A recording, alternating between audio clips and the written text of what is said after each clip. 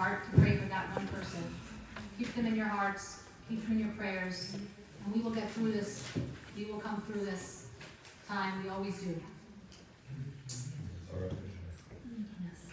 So firstly, I would like to thank each of you for taking the time to be here tonight to celebrate with us. Your presence means so much to us and helps make tonight's celebration that much more special. We would be remiss not to mention the most important thing in our hearts and our souls, our brothers and sisters in Israel, which we just did when we read Psalms and said prayers for them, and take the papers and the prayers and pray for them. We stand here tonight celebrating 20 years of service to the Chabad of Peabody community. We stand here tonight because of the gift of shlichus. That's Chabad emissary work. Because the Lubavitcher Rebbe, you see, the Lubavitcher Rebbe had a vision, a goal to reach every Jew on the face of this earth and inspire them to turn towards the Torah as the guiding light by which to achieve personal and global redemption. To attain this goal, the Rebbe invented this concept called the Shaliach. In the 5 decades of the Rebbe's leadership, the Rebbe recruited, trained, motivated, and commissioned thousands of men and women and children to act as his personal representatives and emissaries in hundreds of communities throughout the world. Actually, it's more like thousands of communities. But the Rebbe didn't just create followers. He created leaders. He empowered his shluchim by believing in them, by instilling within them a sense of purpose and confidence. With extraordinary insight, he perceived the wealth of potential in each person. The Rebbe's strong message to each of his shliach, as well as to each and every one of you and every Jew, was, you are divinely gifted with enormous strength and energy. Actualize it. When I think back to our arrival 20 years ago, I can still picture myself, a shy young woman. I know, I was shy. Unsure, lacking confidence. To be able to prepare a class, never mind teach it, was an overwhelming and challenging task. I remember standing outside one morning, we're getting in the car, getting ready for school. It was a freezing cold November morning, and Nechemia turned to me and said, "Does it get a lot colder than this?" I was like, "Oh yes, just wait." That first winter, we experienced our first New England blizzard, which dumped over 5 feet of snow. I remember being young and unprepared for flooding basements, preparing Torah classes, officiating funerals, fundraising, and all the other obligations that came along with running a new fledgling Chabad center while trying to raise a young family. How much we have grown over this past 20 years, thanks to the gift of shlichus, of being the Rebbe's emissary to the greater Peabody area. We stand here tonight because of the gift of all of you, and those that are not here tonight as well, our amazing Chabad community.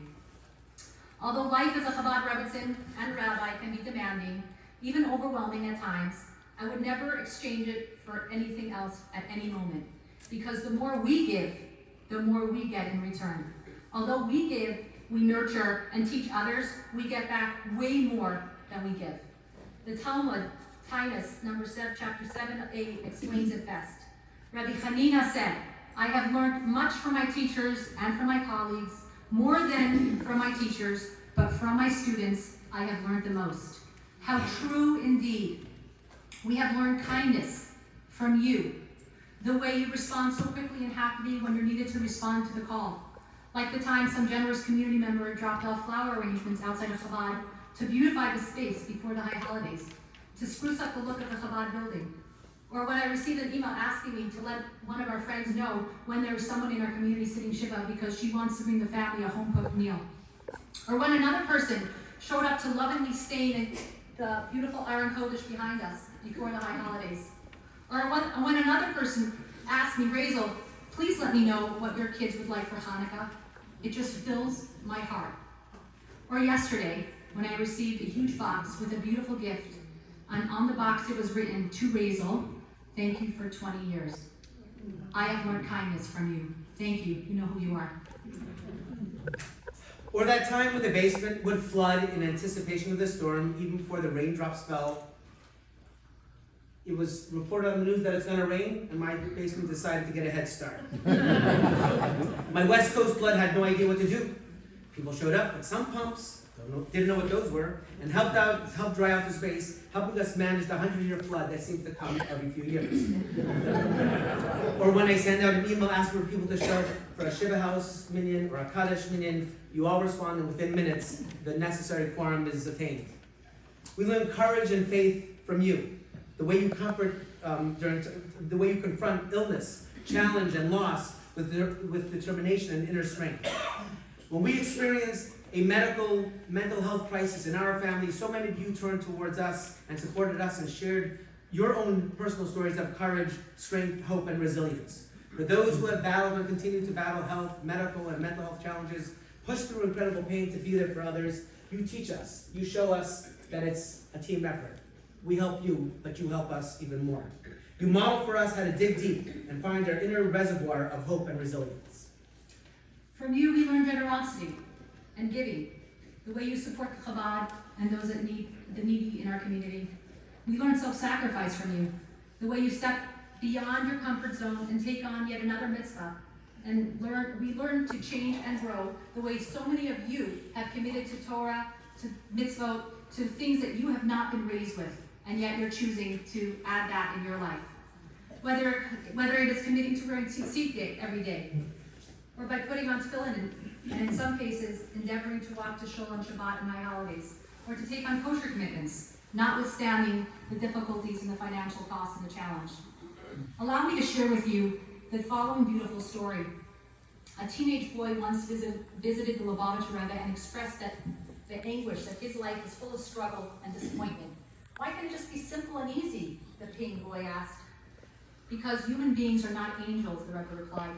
Angels are impeccable and flawless, always on target.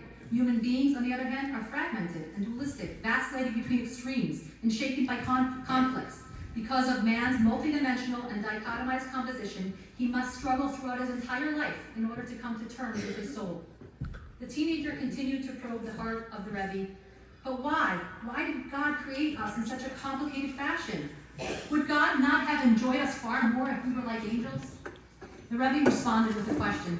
Did you ever consider the difference between a photograph and a painting? He then proceeded to explain. A photo captures any given scene far more accurately than a painting ever hopes to.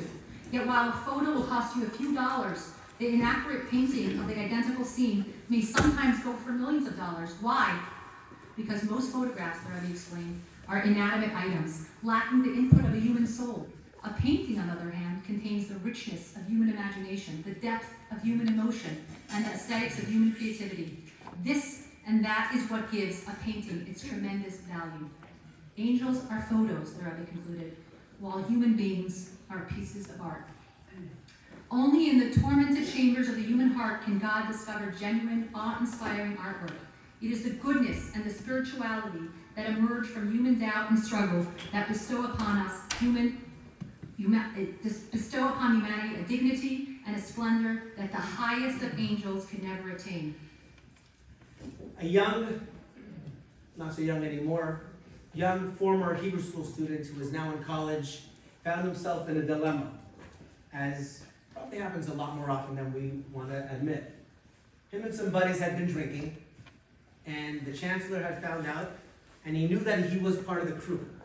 Now, he wasn't one of the guys drinking, but he was driving the getaway car. And he called me, and it was 2 a.m, and I hadn't heard from him in a few years, and he says, Rabbi, I have a problem. They told me if I don't rat my friends out, they're going to throw me out of school. But I didn't do anything wrong, and I had no one to call. You were the only person I could talk to. I couldn't even tell this to my parents. We sat for a couple of hours on the phone. We worked through some of the details. Thankfully, he managed to stay in school, and he managed not to be quite the rat that he thought he was going to be. But it was those moments, I'm glad I was able to be there and help him. But what he taught me was, the impact that is accomplished with years of working with young folks, but the fact that he knew that it's a safe place, and that we are a safe place to reach out to, but the power of vulnerability, reaching out to another person in time of need, and being able to step up for another. It was an incredible moment. The Kotzker Rebbe once said that there's nothing more whole than a broken heart. And sometimes that's what it is. In our moments of brokenness is when we find our complete wholeness. U'mitalmidei yesem rekulam, as Raizel just mentioned a moment ago, from my students I've learned more than anyone. He is one such example.